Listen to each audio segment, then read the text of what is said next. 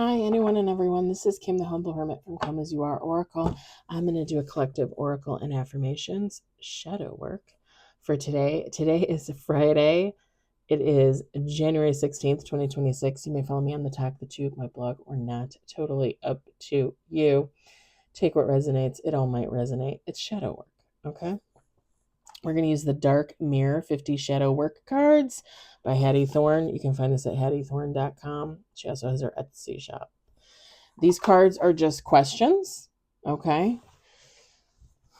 Just questions, things for you to mull over, things for you to think about this Friday, this coming weekend, things for you to work on, whatever the case.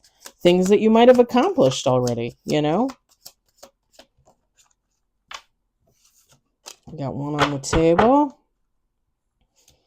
Ooh, that's a good one. That is a good one. Two on the table. Let's do one more shuffle.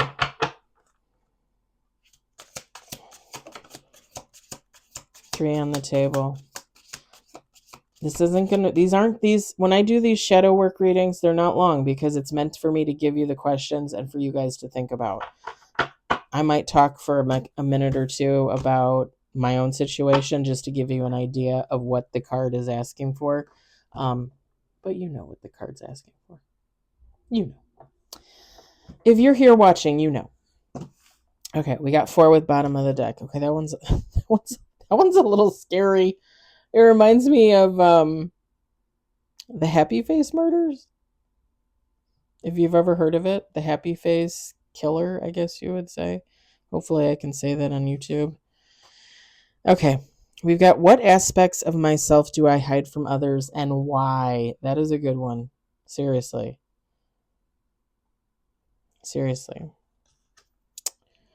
We got what role does shame play in my life and where does it come from?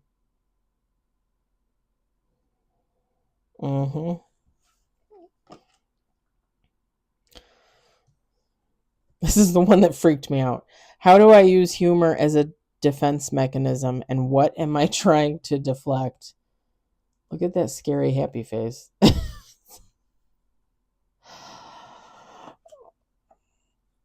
And then bottom of the deck, how do I handle loneliness and what does it reveal about me? If you guys don't know the story of the happy face killers, murderers, however you want to put that, there was a documentary, I want to say it was on Hulu, but it might have been on Netflix, and it was where somebody was unaliving people, and when they would leave them, wherever they would leave them, there was a happy face. And it took a while for like police, investigators, FBI, and that to really realize, like, oh shit, like there was a happy face at this one. There was a happy face at this one. There's a happy face at this one. Some people believe it's actually like a group of serial killers working together, and or not necessarily working together, but knowing of each other and leaving it there to stump investigators. And it's a real thing. It's a real thing. And I don't think it gets talked about enough. I'm just saying. I did a thing on, was it TikTok? I think it was TikTok. I posted about it. There is a thing where it is believed that there are like anywhere from 50 to like 100 serial killers at any given time in the United States.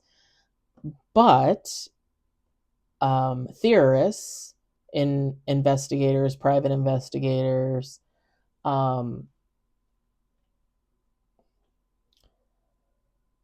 historians believe that there's probably anywhere from like 2,000 to 3,000 in the US at any given time.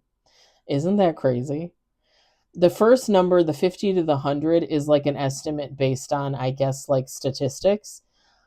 But many people believe that that number is like toned down just so that there's not so much panic among people, as you would say, that the number is actually way, way higher than that. And that's why they estimate like 2 to 3,000 in the US alone at any given time. Can you imagine? I mean, the funny thing is when you think about how many people there are in the US, millions and millions and millions of people, 2,000 probably isn't really that big of a number. But at the same time, when you think about the fact that 2,000 serial killers in the US at any given time, it kind of makes you sick. Like it kind of makes you like, I'm just saying. Anyway, this is the one that hit me the most. This is the one that hit me the most. What aspects of myself do I hide from others, and why? I'm just going to be honest.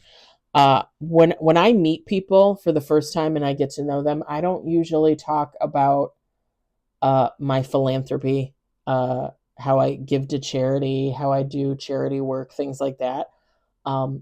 How I'm a very giving person. Like I give to my friends and my coworkers and my loved ones because I just love to do it. I usually don't talk about that, just because people will take advantage. People will take advantage. I also have come to,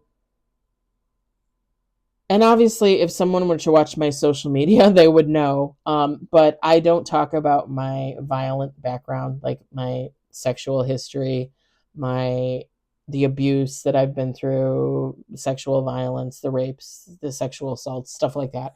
I don't tell people about that. Like I probably stopped doing that like maybe like a year and a half ago. I don't tell people about that kind of stuff because, again, it leaves you open for more abuse, more manipulation. And I kind of got to feel people out for who they are first, because I don't want to put that power into someone else's hands, if that makes sense. I'm going to leave it there. I'm going to let you guys take what you will from it. Definitely some good things to think about in relation to yourself. Don't stress about, and don't look at this and stress about it. Just have a powwow with yourself. Have a little discussion.